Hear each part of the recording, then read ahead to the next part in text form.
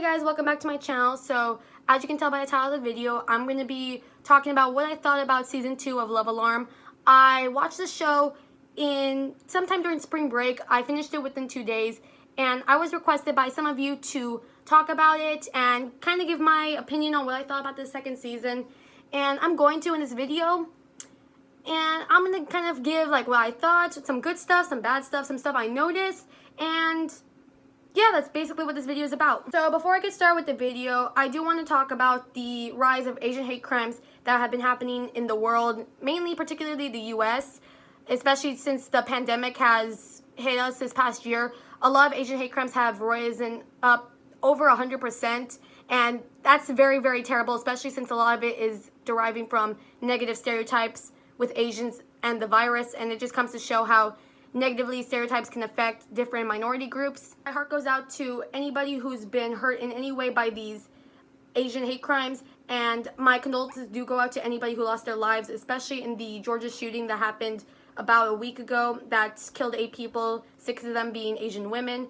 I do want to give my sincere condolences to anybody who's been affected by this, and my heart goes out to all of you. I will be putting some ways where you can help the Asian community down in my description, along with some resources you can look at in order to educate yourself a bit more on the situation if you don't really know much about it.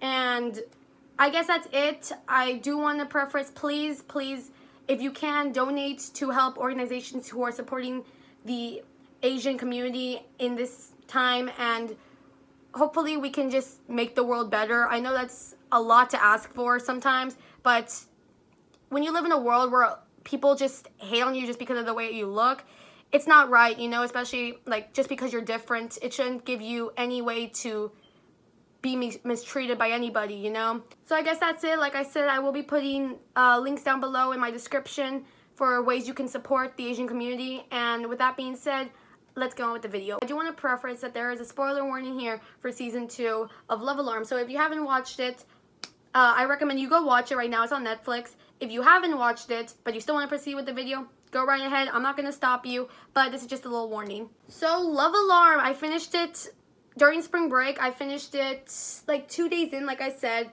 and I liked it. I liked it, but I know a lot of people in my comments were upset that Suno didn't end up with JoJo.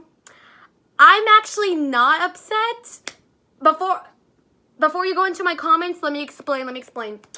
I'm not upset because JoJo moved on and Suno was just like still, you know, like after her. And I don't mean this. I know why, because she was the only thing that kind of made him happy, you know, because of his parents, stuff like that.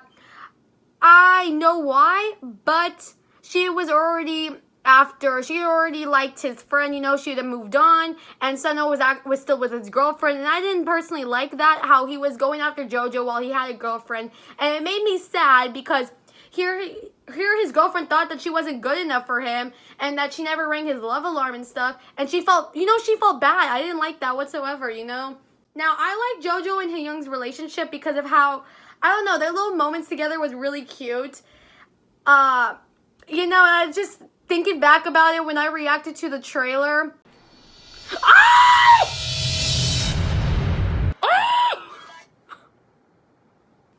And I like screamed when Suno went to kiss JoJo, and when you actually see that scene with the context, I didn't scream like I did in the trailer. I was like, oh, you know, I was just like, I was kind of like that. Like, okay, it pains me to see the emotion in his eyes and like, I'm gonna be honest, when he was like crying, he was driving, I was like afraid that he was possibly gonna like crash or something, because he was like, here he was emotional behind the wheel, and it's scary, you know, it's kind of scary. You don't do that sometimes because you don't know what can happen.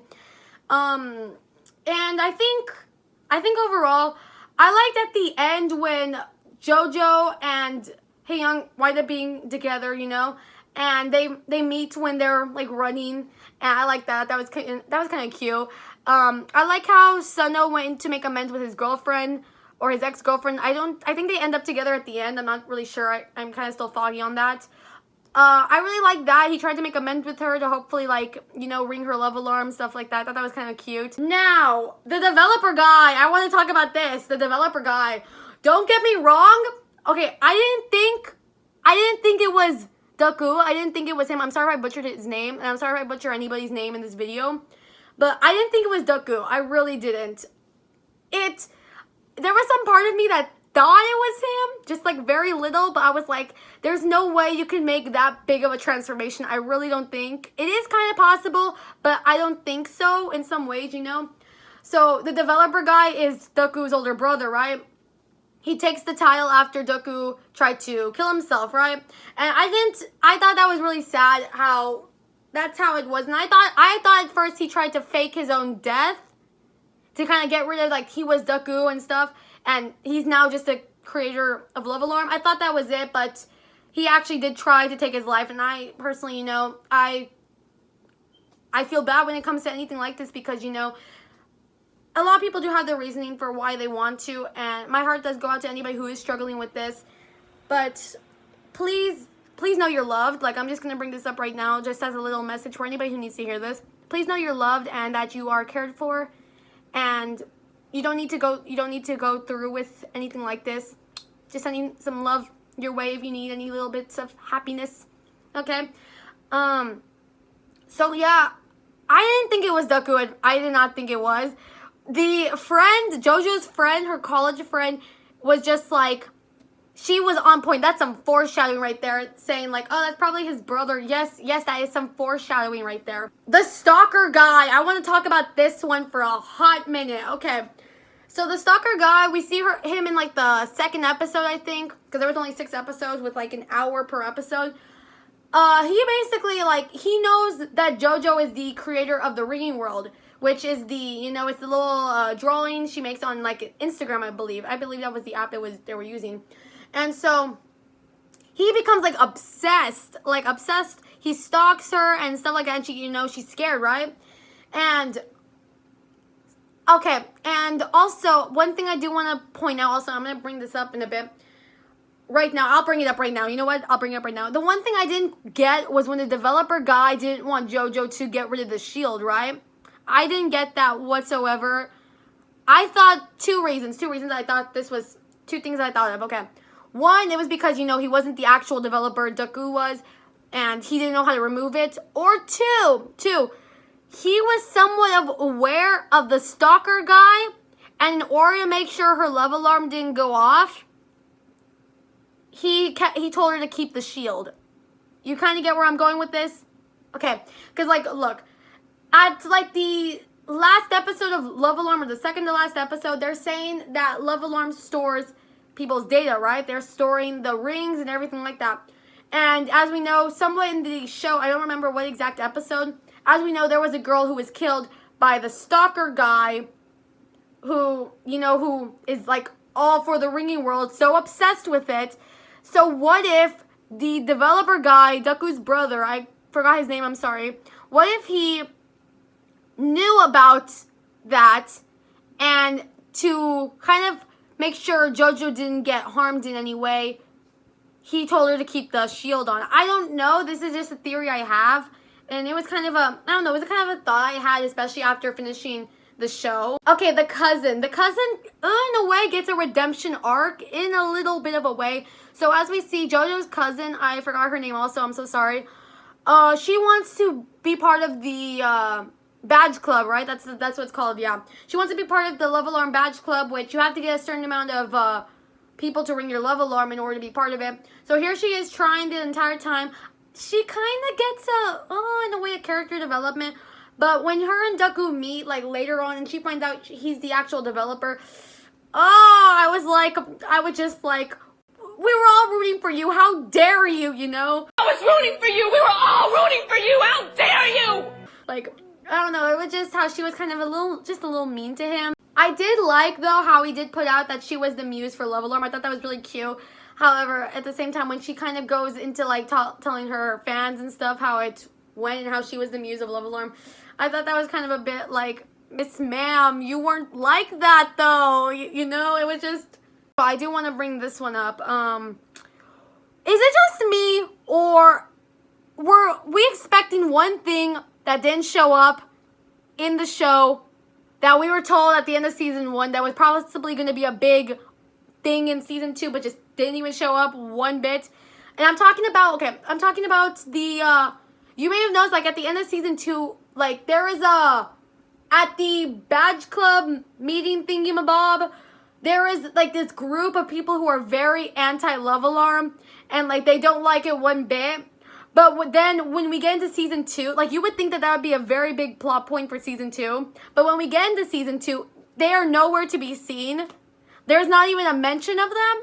Like, I thought that was going to be a big plot point. And I had my thinking, my thoughts of who I thought was behind it. And I really thought it was JoJo's ex-boyfriend from high school that was behind the anti-Love Alarm thing, you know?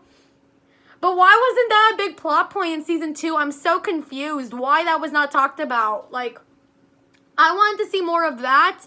I really did want to see more of what was going to happen at the end of season 1.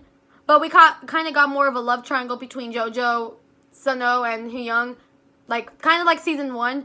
I was really hoping to get to see more of the anti-Love Alarm thing.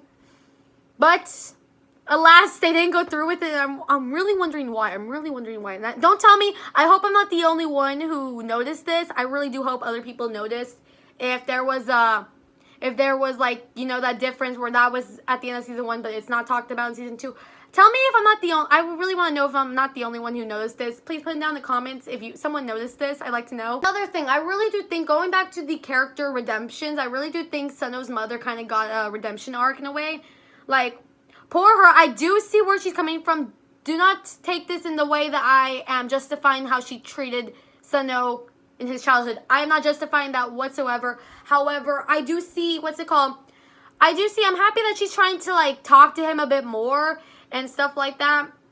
And, of course, it's basically his choice if he wants to have a relationship with his mother or not. It's his choice in that because, that was some form of abuse he endured as a child, However, I do feel for her because, she has to stick with her husband, her cheating husband. You know what? I don't like Sunho's dad. Let me put that out there also while I'm here, while I bring him up. I don't like him whatsoever.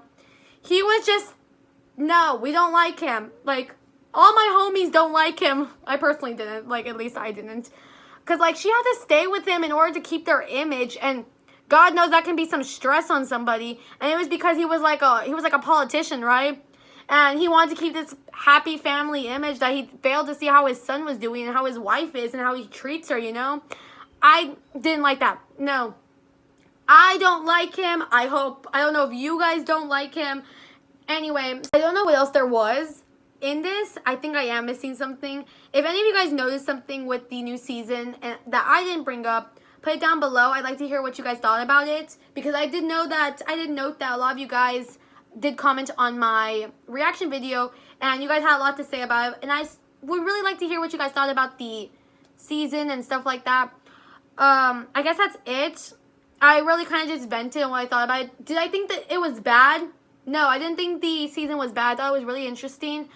I think they could have added the anti-Love Alarm thing to it. I really think that would have been like a good plot point, because like you build it up at the end of season 1 just to not talk about it in season 2, then what was the point of bringing it up in a way, I guess that's it. Make sure to like, subscribe, and share. Comment down below what else you guys want me to talk about on my channel. Oh my god, I would have made this video much sooner, and let me put this out there before I end the video. I would have made this video much sooner, but I was, this entire past week and somewhat during spring break, I was preoccupied by the Death Note iceberg video, and it's up on my channel if you guys do want to check it out. I basically uploaded the video on Tuesday because I was still working on some editing by Sunday, right? Sunday was when I finished the last thing of the recording, of me speaking, right? I finished on Sunday. I finished all the editing on Monday night, posted on Tuesday. I got copyright claimed, and I had to take the video down. I redid it. I re-edited it again. Got copyright claim. I got copyright claimed 3 times on Tuesday. I re-edited the video on Wednesday, posted on Thursday, and it is still being checked by YouTube if there's copyright or not. Like, I got rid of all of the copyright just for it to not be checked. Why is it still being checked? Anyway, the video right now is still up on my channel. If a time comes where it does get taken down, I will re-upload it once again. Hopefully it doesn't. I really don't think it will because I did take out all of the copyright from it. But that was kind of what I was preoccupied with. And once I had finished that video and it was uploaded, I wanted to work on the love alarm video. I may want to talk about Miraculous on this channel. This may be my next video, guys. I'm going to rant about it. I did talk about Miraculous like one time in my earlier days of YouTube, like a year ago. And that video was taken down also. I took it down personally because, like, I don't know. I don't really know why I took it down in particular. It was just like, I felt like I could have done, not better, but I feel like I could have gone more in detail with it. And that's probably what I'm going to do with this video, my next video coming up. And that's something I also have been planning, but just pushed it behind a bit. So I'll be talking about Miraculous, and I will be talking about Season 5. I believe that's what it is, Season 5, right? I could be wrong, or I'm just getting that mixed up with My Hero. Yeah, I will be ranting about that in my next video if you guys do want to check it out. And yeah, I guess that's it. I hope you guys have a great day or night, depending on where you live. Like I stated at the beginning of the video, please check down in my description for links in which you can support the Asian community. I really would want you guys to do that. If you cannot donate, that is fine. Just please educate yourselves and educate others on the situation. And without further ado, I'll see you guys next time on my channel. Bye, guys.